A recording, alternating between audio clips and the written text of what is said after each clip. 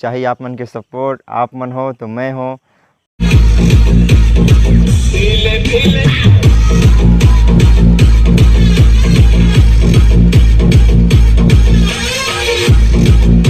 तो कमेंट करे वाला मन ला पैसा मिलही।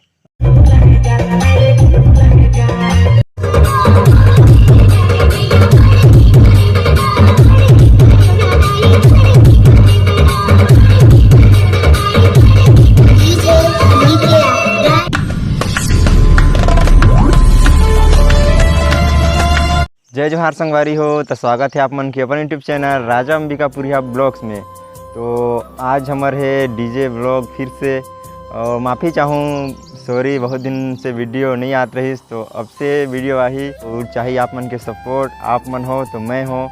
तो चलो वीडियो शुरू करथन। तो कमेंट करे वाला मन ला पैसा मिलही, और जेमन जेकर कमेंट में ज़्यादा लाइक रही और वीडियो में 100 लाइक से प्लस होना चाहिए। वीडियो में 100 लाइक और जो कमेंट करीस ओकर में सबसे ज़्यादा लाइक रहना चाहिए। तो ओला मिली पैसा UPI 10 रुपये, 10 रुपये से स्टार्ट करत हूँ, और आए वाला वीडियो में 100 रुपये 150 रुपये तक के रही। तो चलो सीधा वीडियो शुरू करते हैं।